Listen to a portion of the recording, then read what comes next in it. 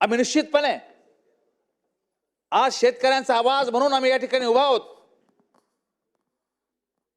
आम्ही आमच्या डोळ्याने उद्ध्वस्त होणारा शेतकरी पाहू शकत नाही. अध्यक्ष महोदय, मायबाप सरकारला आम्ही विनंती करणार आहे आपल्या माध्यमातून की अशा या बिकट परिस्थितीमध्ये नेम वगैरे सर्व बाजूला सारून या शेतकऱ्यांच्या पाठीमागे उभं राहण्याची गरज आहे. माननीय देवेंद्रजी फडणवीस, माननीय शिंदे साहेब, माननीय दादा 31,000 कोटीपेक्षा अधिकचं पॅकेज त्यांनी जाहीर केलं. त्यांचं मनपूर्वक अभिनंदन. पण महाराज अध्यक्ष महोदय, या अनुदानाच्या बाबतीत जी दिरंगाई होती, जे काही कागदी घोडे नाचवले जातात अध्यक्ष महोदय, किंवा ज्या काही अटी याचिका लावल्या गेलेल्या आहेत, या संदर्भाने बाहेर गेल्यानंतर प्रेस आम्हाला विचारते, लोक आम्हाला विचारतात, आम्हाला खाली पाहावं लागतं अध्यक्ष महोदय की किती लोकांच्या खात्यावरती पैसा गेला. अध्यक्ष महाराज, माझ्याकडं रेणुका कोकाटे पीरकल्याण गट क्रमांक 487 यांच्या खात्यात अजून एकही पैसा गेला नाही. अध्यक्ष महोदय, कसं उत्तर द्यायचं दादानी, आम्ही सरांनी, आम्ही कसं लोकांना उत्तर द्यायचं? हे जातील, हे सत्य आहे. परंतु वेळच्या वेळी नाही गेला अध्यक्ष महोदय,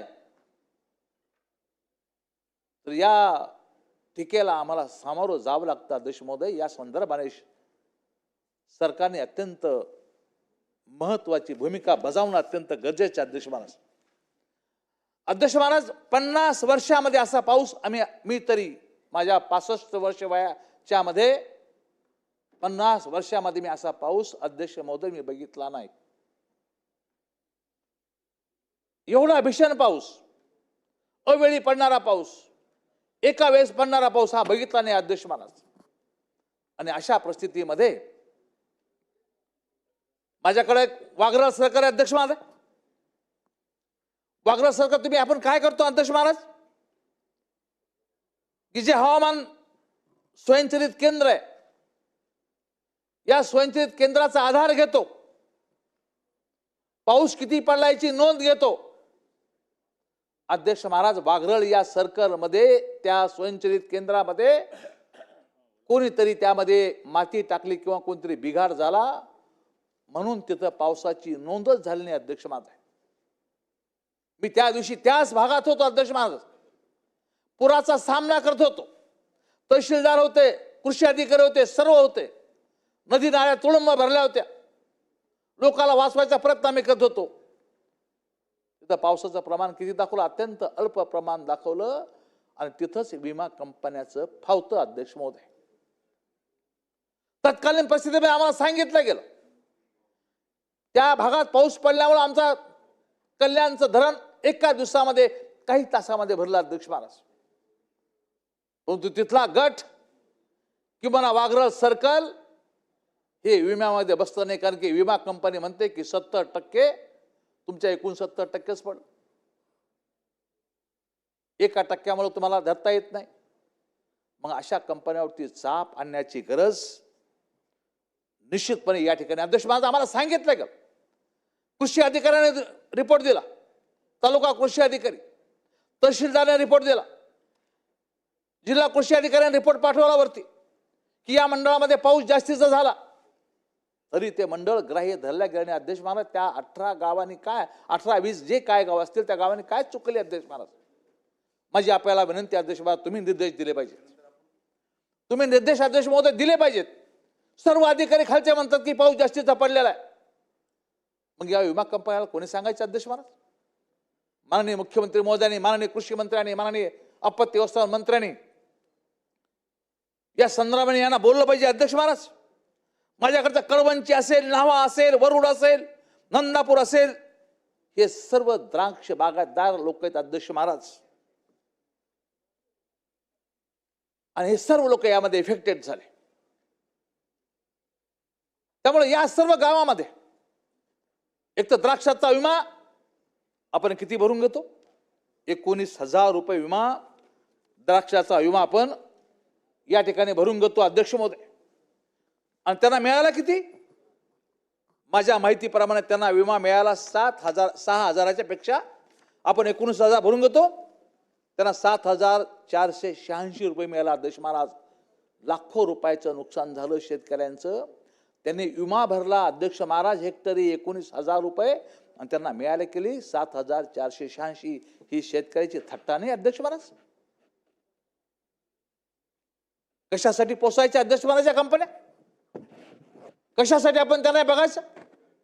ज्या पद्धतीने आम्ही त्या भागातल्या शेतकऱ्याला सांगितलं, अधिकाऱ्याने सांगितलं, जिल्हाधिकारी बोलले की बाजूचं मंडळ आपण या ठिकाणी ग्राह्य धरू, कारण की संपूर्ण जिल्ह्यात तेवढा पाऊस पडला होता. माझी आपल्याला विनंती, आपल्या माध्यमातून विनंती की बाजूचं मंडळ ग्राह्य धरण्याच्या संदर्भात मंत्री महोदयांनी आदेशित करावं, कारण की तहसीलदारापासून तर सर्व अधिकारी सांगतात की इथं पाऊस पडलेला आहे. म्हणजे आपल्याला हात जोडून विनंती अध्यक्ष महाराज की या संदर्भाने आपण निर्णय घेतला पाहिजे अध्यक्ष महाराज. आज जालना जिल्ह्यामध्ये पिकं वाहून गेली, घर वाहून गेलेत.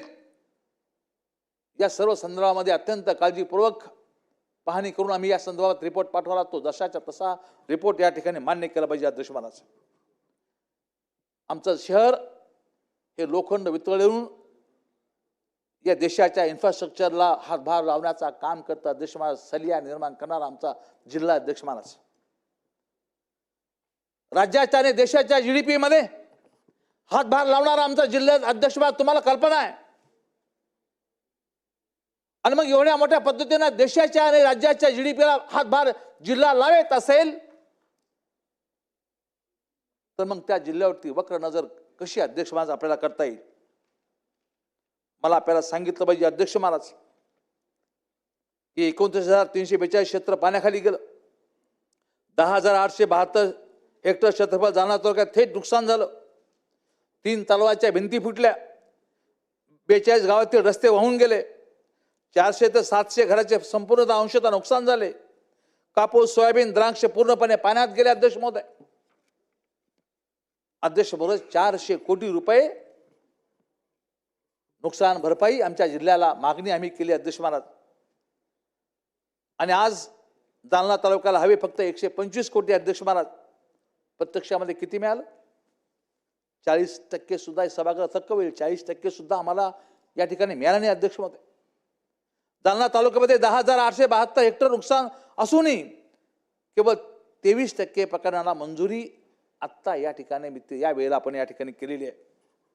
PG ड्रोन 1 या ड्रोनचा सर्वे 64% प्रलंबित आहे. विमा कंपन्याने 52% दावे तांत्रिक कारण सांगून रोखलेले अध्यक्ष महोदय. वाघरूळ सर्कलचं हेच आहे अध्यक्ष महोदय. सांगितल्याप्रमाणे प्रजन्यमापक यंत्र खराब झालं म्हणून तिथं संपूर्ण रोखला गेलं अध्यक्ष महोदय. तेव्हा माझी निश्चितपणे आपल्याला विनंती आहे की या संदर्भाने आपण तातडीनं